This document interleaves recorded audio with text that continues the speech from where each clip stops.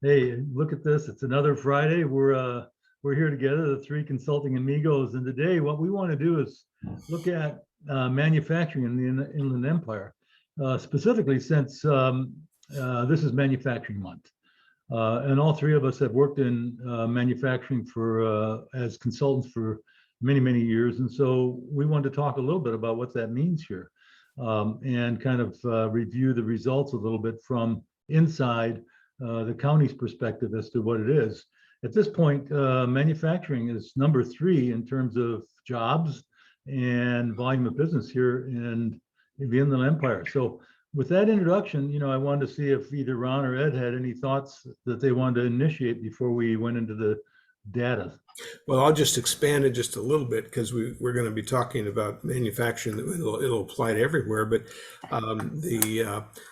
California is the largest manufacturing state still. Don't know how long that'll be, but there are 1.5 million people employed by California manufacturers, and so that's a pretty large number. And I think that they are the second or third exporter from California projects. So it's still a huge piece of business. And across the nation, it's still where the nation is the second largest manufacturing output in the world. And of course, we all know who's number 1 on that. But despite the fact that manufacturing seems to be waning, and based on all the talk in the news, it still is a very powerful. We have fallen, but I believe the numbers are crazy. I won't be exactly right on this, but after World War II, we were in the range of 80 or 90% of all manufactured goods in the entire world. Obviously, we're not anything close to that. So things have really changed and have really, we've fallen as a percentage of the total output for the world, but that doesn't mean our manufacturing isn't still vitally important. And of course, from an employment standpoint, manufacturing drives many other industries. And the rule of thumb out there is for every dollar in manufacturing revenue, there's another $8 that's provided for the local economy. Yeah, and I think that's one of the most significant drivers for it is because it produces so many other jobs as a side effect of the manufacturing itself. So yeah, we are dependent on it. Absolutely. Do you have any thoughts from your perspective down? Well, I know from a government perspective, they love manufacturing. However, when it comes to rulemaking, sometimes they don't. And it's manufacturing. It involves a lot of other industries too. To be a manufacturer, you got to be able to move your goods in and out, which means you're involved with trucking. You got the wage and hour issues to deal with. It's very complicated, and I really believe it's very important for the viability of any local economy to have strong manufacturing. But I think at times, I think they need more support by government and to help them along to make sure they're getting taken care of, because I think government likes to focus on the big guys, and the small businesses many times are left unattended. Yeah, I'd kind of reverse that just a little bit. I think the smaller manufacturers would like just to be left alone. The government is imposing these rules, and they just assume that a big manufacturer is the same as a little one, but the little guys don't have the resources to do some of these things. One client recently got a brand new request to report on wastewater. This is a manufacturing facility that doesn't use any water, and it's not like, sure, they're cleaning things from time to time and they have toilets, but really wastewater. And so it's really kind of a non-entity, but now they have to fill out forms every month. They didn't used to ever have to do this. Why is it necessary now? Another manufacturer that Ray and I worked for years ago had the same situation, is that they had somebody come to them and say, would you fill out a little report on what is happening in your parking lot for water? And so we would just kind of like to know how many square feet and, how often it rains and how much water you think is going into the gutter. And they thought, being patriotic, that they would do that give them a basic information.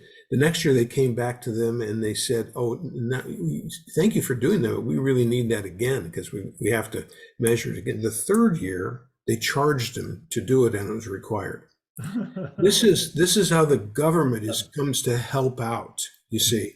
And so that this is times 10 or times 100 little teeny things that the bureaucracies that are supposedly taking directions from our lawmakers in Sacramento or in Washington, D.C., and the bureaucrats begin to apply these laws. They're trying to interpret poorly written laws, and they simply turn out to be a detriment to manufacturing, well, in all businesses too. So, let's not say they need more help. Let's just say, you remember Reagan said, I'm here from the government. I'm here to help you. And you said that for years, Ray. And it's like, no. If you would just stop giving us some rules, that would be enough help. Just leave us alone so we can do our work here. But that's not going to happen, is it? Well, one way government can help is providing tax incentives. And in the old days, when they really wanted a manufacturer in their community, they would provide these tax incentives for manufacturers. But they're drying up, and it just doesn't seem like there's any give back anymore from government back to these businesses. Well, and I think one of the things that you both know is that, I've been an advocate for ETP for years. And I think it's employment training funds for those of you who are not in acronyms. Yeah, thank you. And one of the challenges that we have now is that, the dollar figure required for them to be able to participate is based on big companies. It's over $21 an hour. And, as you and I, we all know that there are very few companies here in the Inland Empire who pay $21 an hour. As a consequence, they can't get access to the funds. So, it's another example of how, this attempt to really help may be of value to the big guys who are always, willing to take this money and have for years taken the bulk of it. But the real goal in my mind has always been, how do we get to the manufacturing companies that we know, Ron and Ed, that are under 100 employees who can really benefit from this and use it effectively? And we put in, as you just pointed out, another roadblock to prevent them from being able to access that money. Yeah, that's a great segue. I mean, training is extremely important, and this fund was set up to help small businesses with training. And guess what? You can't get any money now. Nobody's got any money to give anybody. Yeah. Well, they do run out of it from time to time, but there's money other places. I heard from a very reliable source, a board member, just yesterday about, and it's a group that assesses government funds and awards government funds. They had $18 million last year. They could only give away $14 million because there were not enough people, nonprofits and other government entities, and not very many for-profit businesses that qualify. And so they were unable to give it all away last year. This year they raised it to $25 million. And the question was, well, why did that happen? And someone had said, don't know if this is factual or not, but I assume so since these are all board members. The reason was because the data in Los Angeles indicated that they were dropping in employment, and we were increasing in employment, and therefore there was a lot more money out here. Now, I don't even know what the connection is, but there is, between employment and this amount of the funds and so forth. But you've got a group of people who are making decisions about multi-millions of dollars worth of government funding to go to various places to create programs. Some of them are really good programs. Mm-hmm. We've participated occasionally in some of those programs. But the point here is that it's not the legislator who's making decisions about where where to go or what to do. It's the bureaucrats who are making decisions, and then they in turn are sending them off to the Workforce Investment Board or this particular board or another one. And so what we have is a whole lot of money, billions of dollars, running right in the economy with no micro strategy to determine where the money could be used better, but simply put into grant strategies that have to be written appropriately, usually by professional grant writers, in order to be able to come and get this money. So this has turned into one giant game. And the people who play are the ones who get the money. And there's some people who do quite well coming up with programs that the government has seemed to indicate that it wants because it will be beneficial for us. So, I would say that 95% of the clients I've ever talked to on this issue would say, just lower our taxes. We can take care of our own money. Thank you very much. These programs are really not needed if you didn't make us pay so many taxes. But that's not happening. The trend is still higher. We're looking at more payroll taxes, again, for high wage earners in order to finance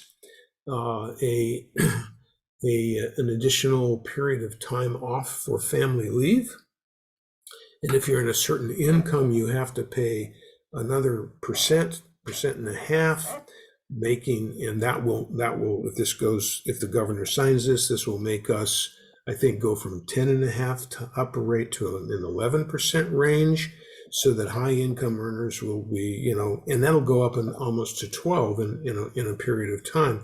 And so, but the thing is that the people who have the high incomes who are paying the money don't get any more leave.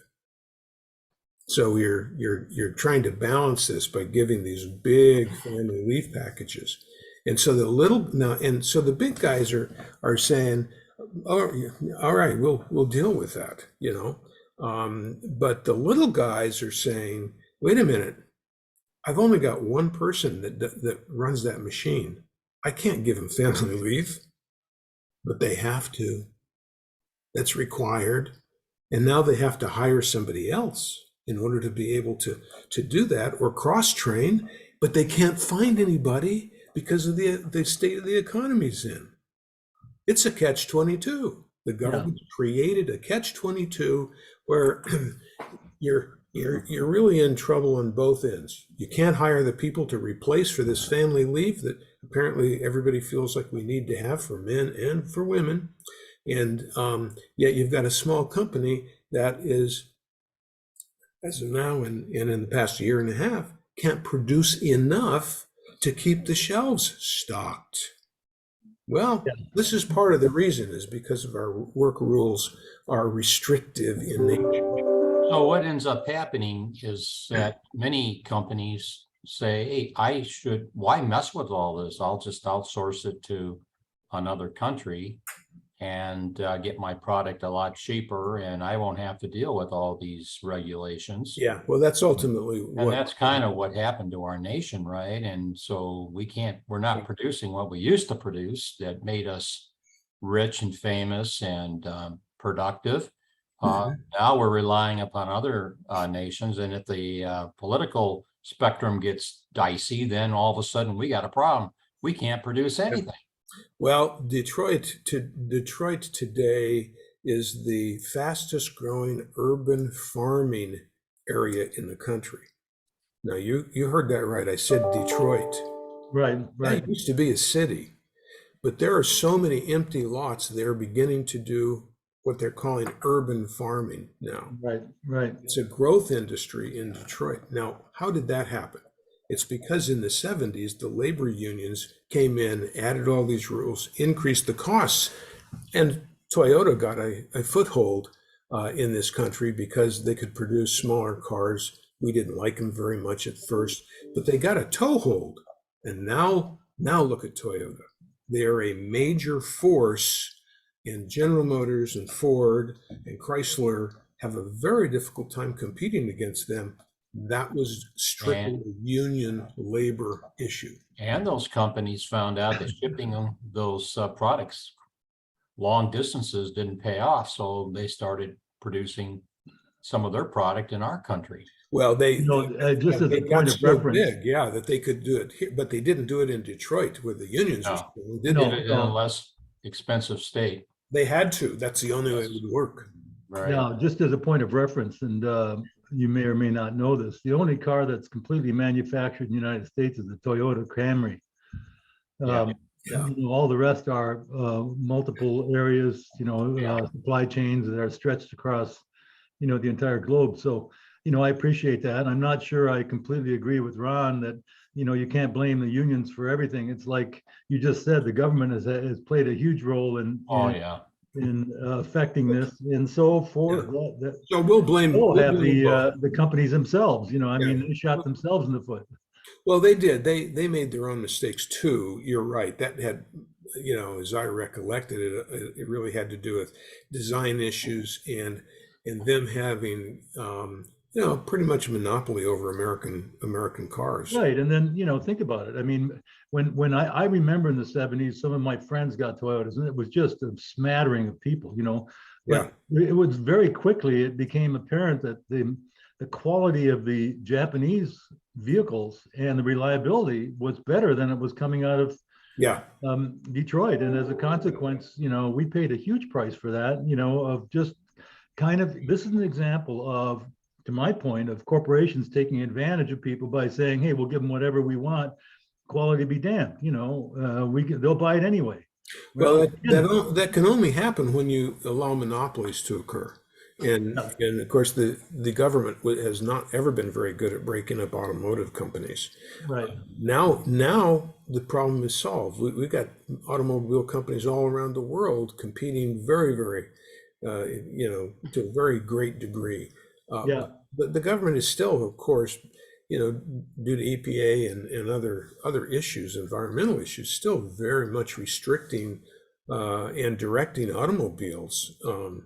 And how that's manufactured. But anyway. Well, let's go back and take a look at what we have here in the Inland Empire in terms of manufacturing. Based on this information I just received today, basically there are 3,300 manufacturing companies here, and they're employing over 100,000 people in manufacturing here.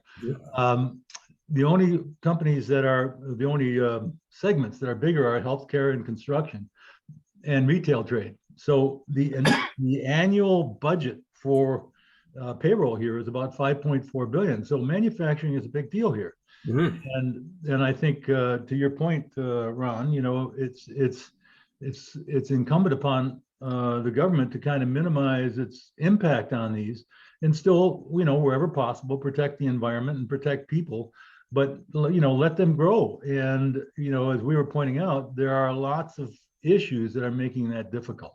Yeah, very, very. Yeah, and I'll tell you one that's really hurt a lot of companies in manufacturing is wage and hour rules. Mhm. And it's really funny, and this isn't fair, in my opinion, that these laws are for non-union companies, whereas union companies, they follow their union agreement. Mhm. And they're so hard to monitor and to prove later that someone didn't take a lunch break 5 years ago. And then they start coming up with the potential damages, which are significant, very, very high. And I would imagine several companies have gone out of business because of this. Mhm. They get hit with a lawsuit, and then you have to hire all these high price attorneys to protect you. It's really not fair. And I mean, if it was reasonable and there were guidelines, and if somebody screwed up, you paid some type of restitution, that's fine. But basically what's going on right now, it's the Wild West, and every company's got to protect themselves on this. Yeah. Yeah, and in a notion, and I'm sure that the lawmakers and the rule makers, are doing it based on attempting to make things fairer for employees. But you still have this world market that you have to compete in, And it's nice for us to be able to say, we want to have, 12 weeks of family leave, or you can actually double that now, I think, isn't it, to 24 or something like. I mean, those are nice things to be able to say, this has increased my standard of living. If I need to go home, take care of a kid or a senior, and that's nice. The question is, can we actually afford it? Because and you end up having people who take advantage of that, who maybe don't really need to do it. So the employees are always there to take advantage of the employee. The employee is always there to take advantage of the employer, just as you have the tension on the other side. And it would be, but the interesting thing is that the difference that I find in 40 years of doing this is that these very large companies, they are driven by the money side of it. There's no doubt, and they need to be. But the smaller ones are generally very and I'll use the word paternalistic, because most of these businesses in the past have been owned by men, but it's not really paternalistic. It's just they treat their employees as if they're part of the family. Small companies do not treat their employees poorly. They try to treat them fairly. And I've rarely have ever been, in my experience, working for a company where they just absolutely abuse their employees. I mean, so, this is not happening to the degree that some of the rule makers believe it is. Yet they are making these rules as if somebody was wronged somewhere along the line and it needs to be fixed, when it probably wasn't as wrong as they thought it was. And this wage and hour thing has gotten so ridiculous. I mean, really, I mean, a small company can be faced with millions of dollars. I know. Yes. And you know what's really interesting about it? A lot of the employees don't like it either. You used to be able to go into work 8 hours, skip your lunch break, and go home early. That's right. You can't do that anymore. That's right. You're required to take a lunch break whether you want to or not. That's right. And that shouldn't have to be. And by the same token, you have to take your break at a certain time. Now, in a factory, many times if there is a line, that's important. But I can tell you, in my situation as being an older guy, I'd like to be able to take a break when I feel like I need a break. Right. Not necessarily because a certain clock says it's time. Right.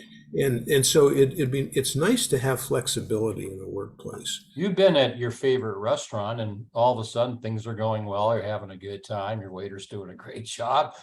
Then all of a sudden he disappears. Why does he disappear? Wage an hour. Yeah. Well, yes, that is exactly right. And keeping track of that is required new equipment and expensive investments. And you have to have people monitoring all of these folks to make sure that they clock in and they clock out.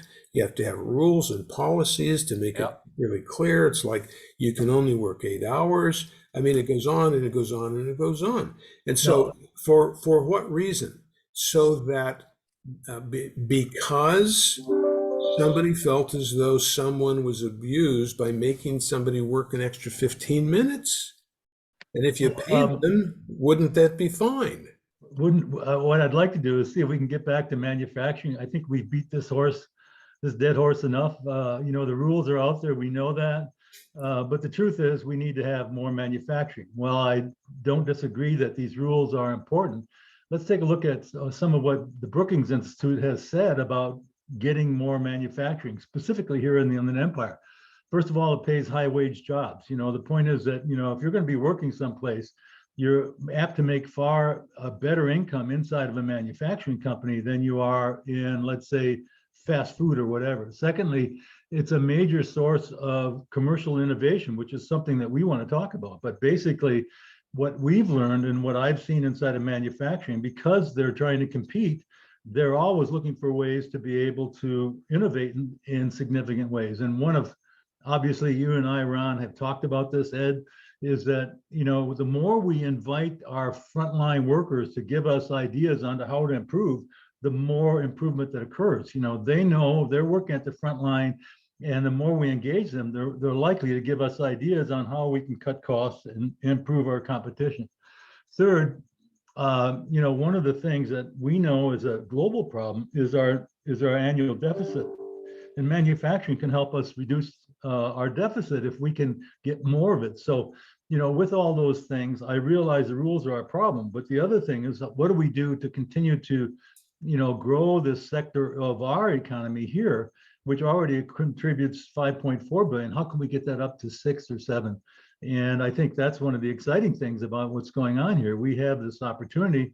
Can we produce more business, or do you guys really believe that all the rules that are being imposed is just going to further erode that? Well, I'll give you an example. I mean, I know it, and I don't want to beat a dead horse, but I'll give you a different example, and that has to do with property allocation. Just down the road from me, there was a beautiful piece of property that should have been turned into, very close to the city center, and should have been turned into something that would have been nice, that would have employed people in it. Maybe a factory, where you could really employ some people. I ran into the developer just at a casual party, and I said, "Gee, you've got that piece is for sale?" He said, "Oh yeah, it's for sale." I said, "Well, I hope that you would consider a manufacturer instead of another warehouse, because we got right. warehouses. I mean, come on, we don't need any more warehouses. Of course, we actually do, but not on that piece of property." Right. He said, "Well, let me tell you a little story. I am in touch with several companies that are manufacturers in California, and many who are outside of California, and we're a national company. And first of all, no one outside of California wants to come to California. So that's a dead horse. Before you even leave the barn, the horse is dead. No, we can't talk to people outside of California and try and get them to move in."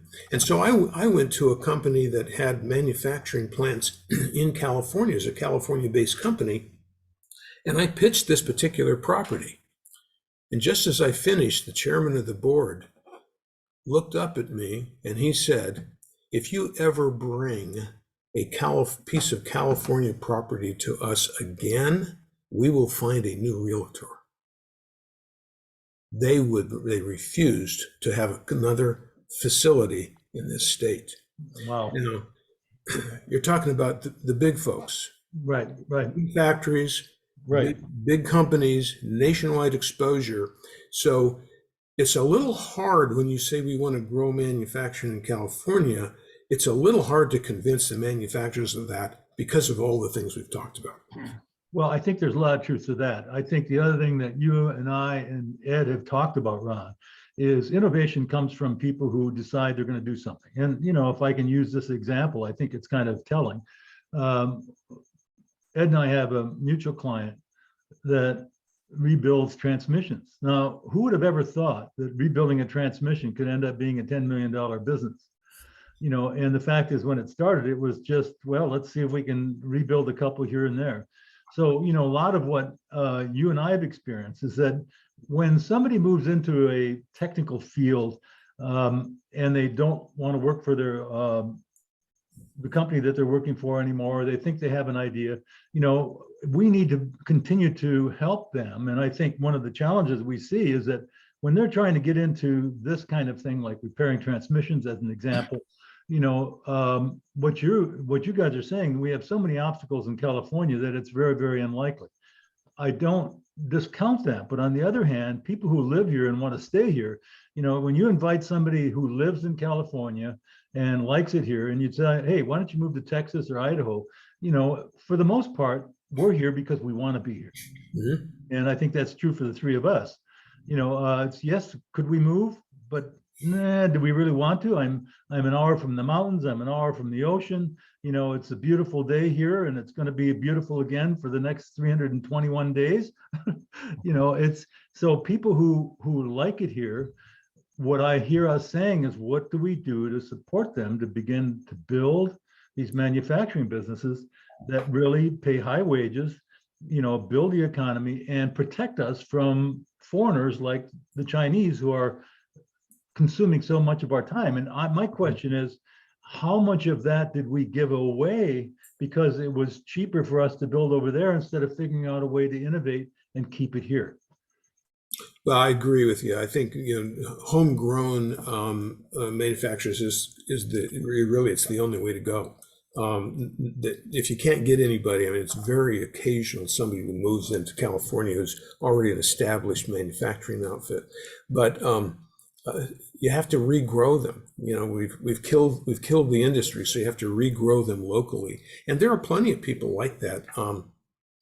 I was at a manufacturers event, the MCIE, Manufacturer Council of the Inland Empire, and it was put on specifically for educators because of this job skills issue that we should talk a little bit more about, and we have talked about it in the past.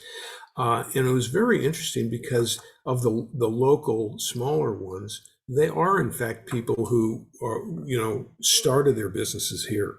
And they figured out how to deal with it. And there was discussion about, well, we're just going to have to deal with California and figure out how to do that.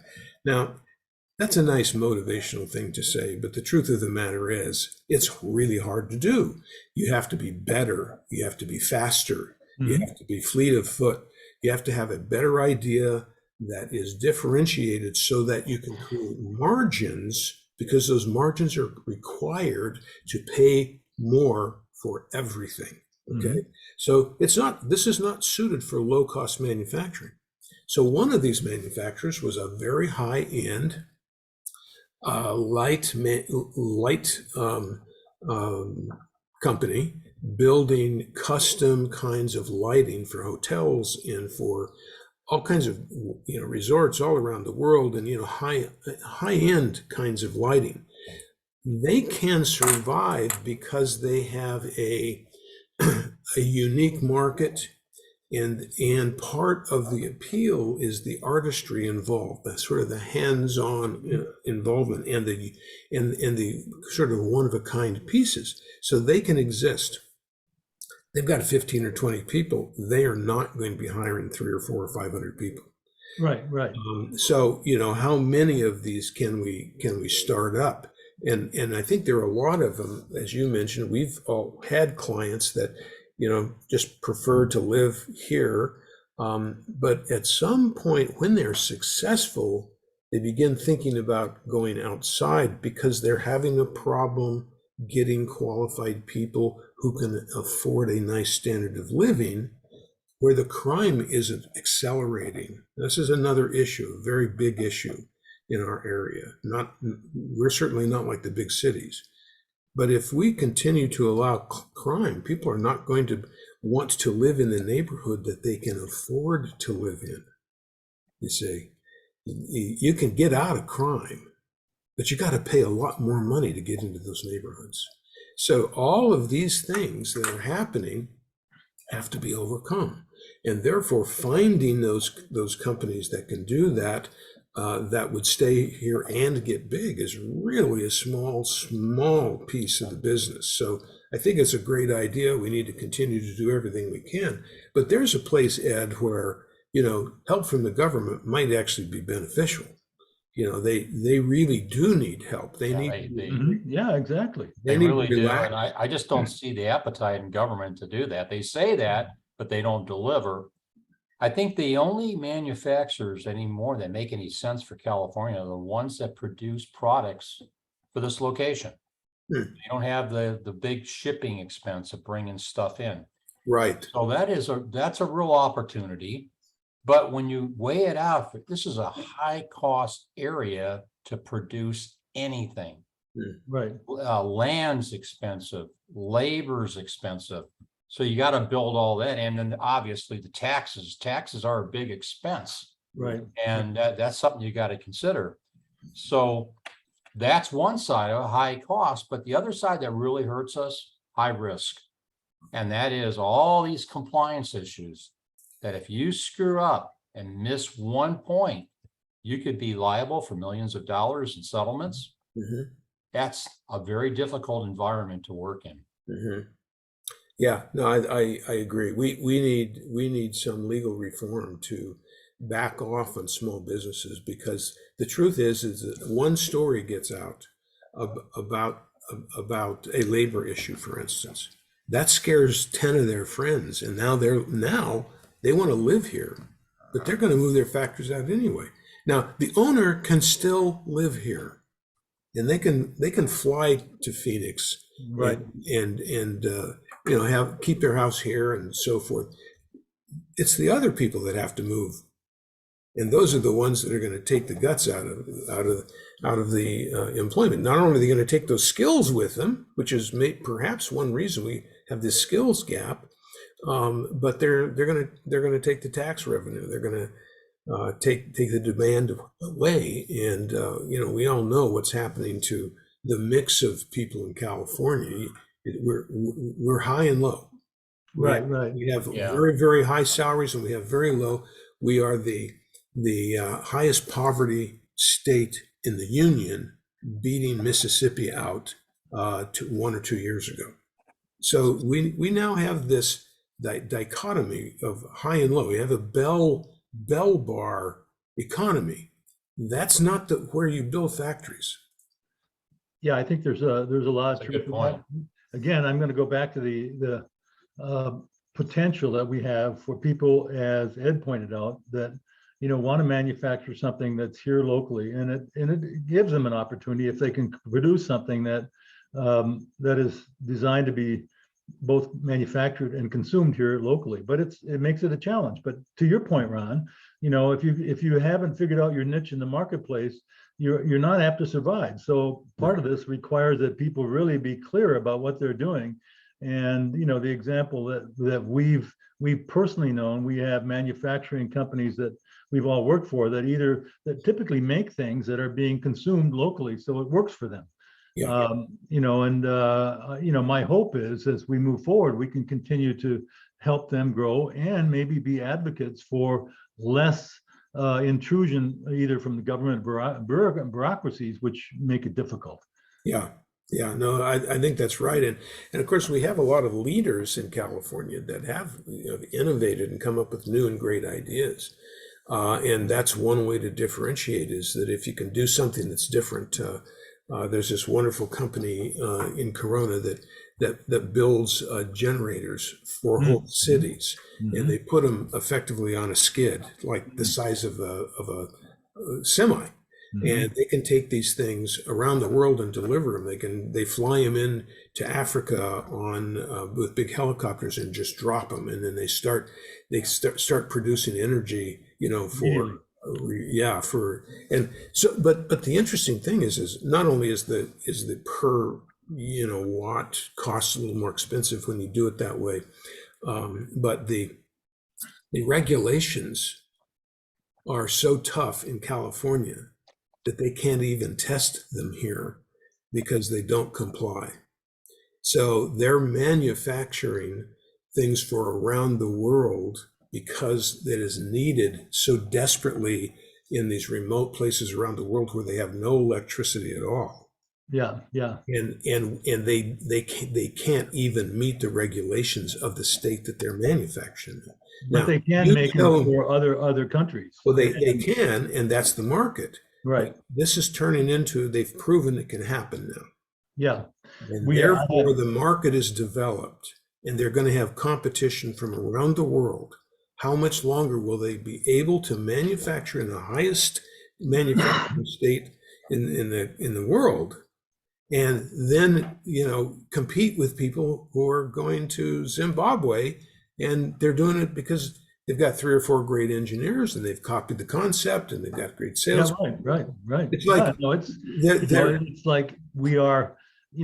This is one of the demographically frightening things that we're facing in America. One is, for every brilliant engineer we produce, the Indians and the Chinese have 6. Right. I mean, it's just like, so I mean, that's what we're competing against. And it really makes makes it a challenge for us to keep ahead of the curve as much as possible. Right. Whether it's in manufacturing. Now, I wanted to cite one more example locally that I think is really interesting, in which, to Ed's point, they're taking a resource that would normally be thrown away, and they've converted it into usable product that's being able to be sold here and elsewhere. Basically, they're taking tires from either the automobile or the trucking industry and making them into crumb. They're buying the crumb, and then they're producing underlayment and other things that are generated, just for any environment in which they need some kind of protection from the environment. And it's kind of neat to see what they've been able to do. And the other thing that I think is fascinating about this particular company, he's making it a point of trying to hire felons, because he says, hey, look, I want to give them a second chance. What can we do to help them grow? Sadly, because the challenge that he's run into, it's made it difficult for him to continue to hire those, because of some of the problems that you might assume come from that hiring base. Yeah. Well, it's nice to be altruistic and to try and do good, but sometimes there are reasons for these things. Right. And many times there's an answer right in front of you, but you try to break through it anyway, and which is good. We need to try new things all the time. The other side of, I think, the local issue, which Ed brought up, which is quite valuable, I think, and that is that anything that's needed locally that is big and heavy and requires a lot of transportation ought to really fit, say, in Southern California. Mm-hmm. In my book, I talk about the history of distribution and how we went from the little shoemaker in the little town to shoe factories. And the reason that was possible is because, of course, you can make it a little cheaper in a factory, but because of transportation. Mm-hmm. So when you have transportation that allows you to bring things into new markets, that changes the niche. The whole thing is about a niche, So you had a blacksmith in every little town, and you had a shoemaker in every little town. And once transportation dropped, now those guys had to work for the big guys. And so there's that interesting dynamic in terms of marketing. And so we do have that dynamic in Southern California. It's regional, we're kind of isolated, really, even though it's a huge area. We're isolated by deserts all the way around. And so that kind of keeps us in our own little place. But there aren't that many things, because of transportation, there aren't that many things that you can't just ship in. But the cost of freight is an issue, has become a huge issue. The railroads are having some record profits right now, but they're also catching up. But we mentioned warehouses. We have all these warehouses precisely because we are a transportation hub. Yeah. We bring everything in from China. It comes in through the Long Beach, which is an enormous, LA Long Beach, enormous compared to any other facility, West Coast, any other port, on the West Coast.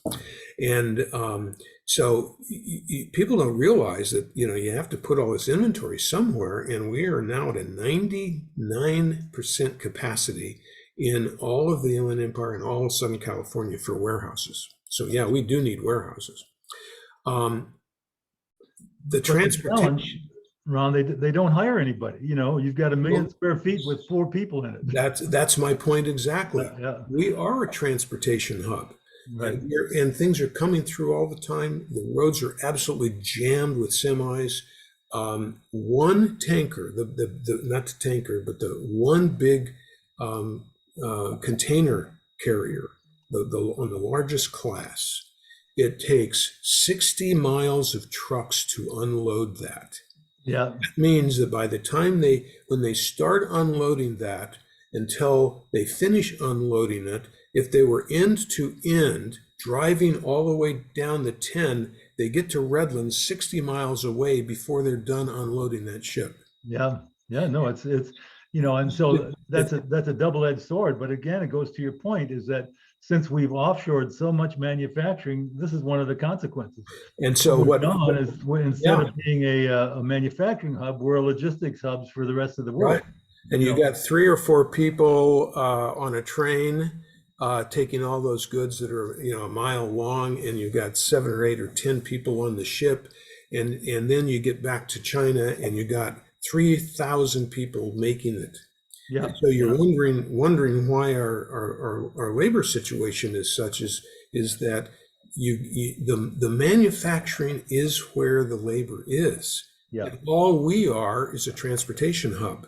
And to your point, no wonder, manufacturers don't want to be here, because there's no room. We got too many warehouses.